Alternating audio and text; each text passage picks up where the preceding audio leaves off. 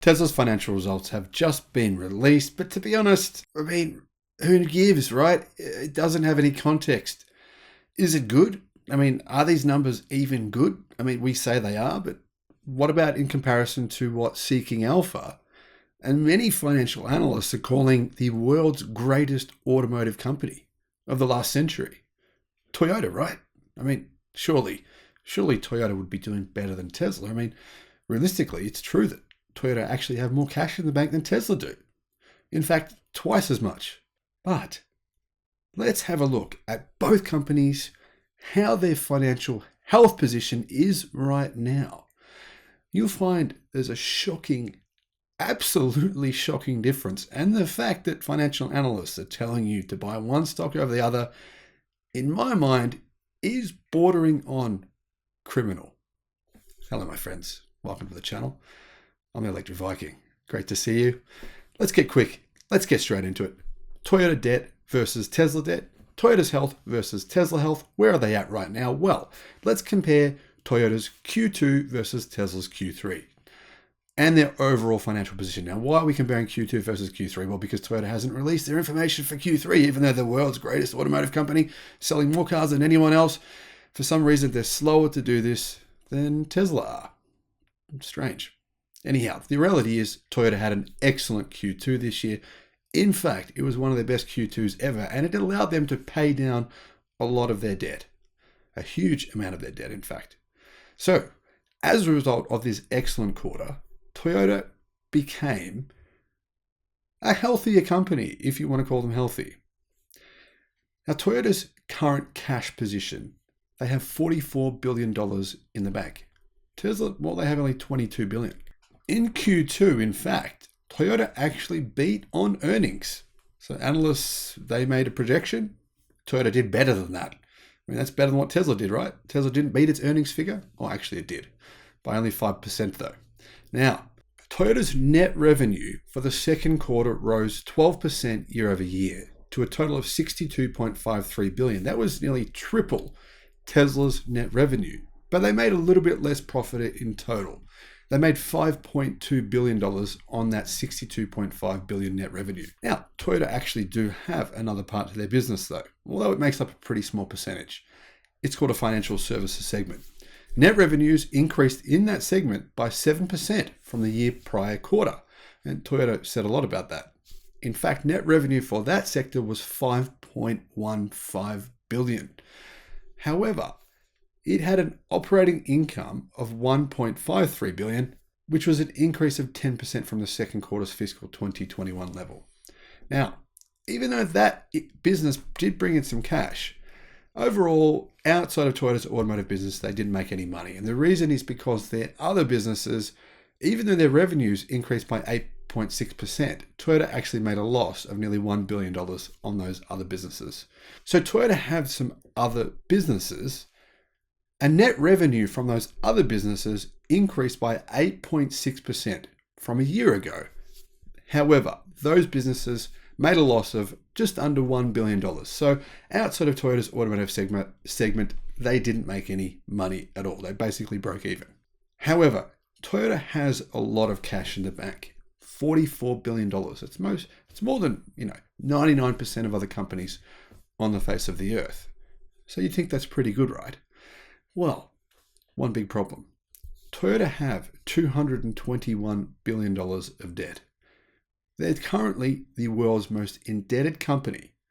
What does that mean? Well, that means if Toyota put all of its money that it currently has in the bank, $44 billion in cash, it could actually reduce its debt figure from $221 billion down to $177 billion. That would make it the second most indebted company on the face of the earth, second only to Volkswagen.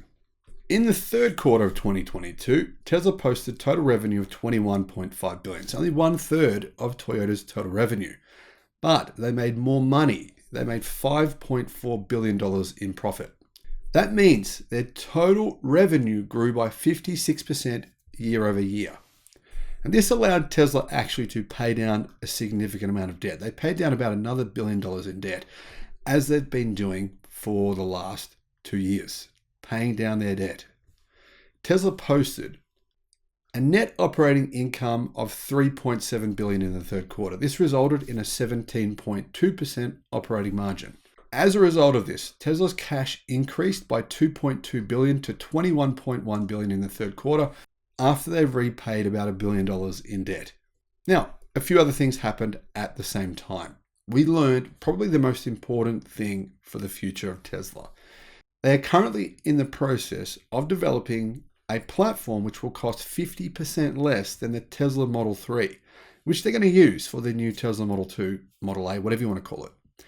Musk said, Tesla will sell more than twice as many of those new vehicles than they do of Model Y, Model X, Model 3, Model S, Cybertruck, and Semi combined. Put all those together, double that figure, and Tesla plan to sell more of the new Model 2 and Model A than all of those put together times 2.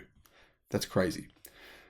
But what's even crazier is clearly Tesla have something up their sleeve to increase their margins and reduce the cost of producing this new skateboard. I don't know what it is, but it's some new manufacturing feat, and I'm sure we'll work out what it is over the next 6 months.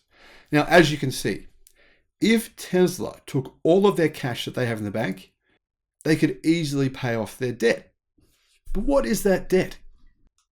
Tesla's debt hit its peak in 2020, in second quarter of 2020, only 2 years ago. At the time, it hit $13 billion. However, since then, Tesla's debt has reduced from $13 billion all the way down to only $2 billion at the end of this quarter. That's the lowest that it's been since 2016, before it began mass producing vehicles. In fact, it's the lowest debt of any major automaker in the world. So if Tesla took its $21.2 billion in cash and paid off all of its debt, it'd still have more than $18 billion of cash in the bank. In other words, Tesla would be plus 18, Toyota would be minus 177 billion. Now the thing is, right, they're both making about the same amount of profit per quarter, but that's today. The thing is, when you start to really look at the numbers though, the future of these two companies looks very different. One of them makes Nokia phones. What am I talking about? Doesn't really, does it? Well, 99% of Toyota's current products that it sells are not fully electric cars. They are plug-in hybrids, or gasoline-powered cars. And, there's a small number of hydrogen-powered cars as well. Of course, compare that to Tesla, 100% of their product portfolio is fully electric. And they make a profit on those cars. Toyota and every other automaker on the earth, except for BYD, make a loss on every electric car they sell. Now, the key question is here. How does Toyota go from having net debt after paying down, using all of its cash, to 177 billion, net debt of 177 billion? How do they go from that to transforming their entire business into a profit-making electric car company? Now, that's what they have to do to be alive in 20 years from now, or even 10 years from now. That's what they have to do.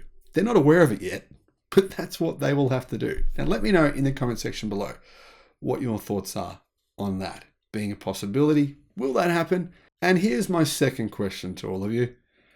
When do you think Tesla's sales will eclipse Toyota's? In my view, it's only a matter of time. The key question, though, is when will it happen?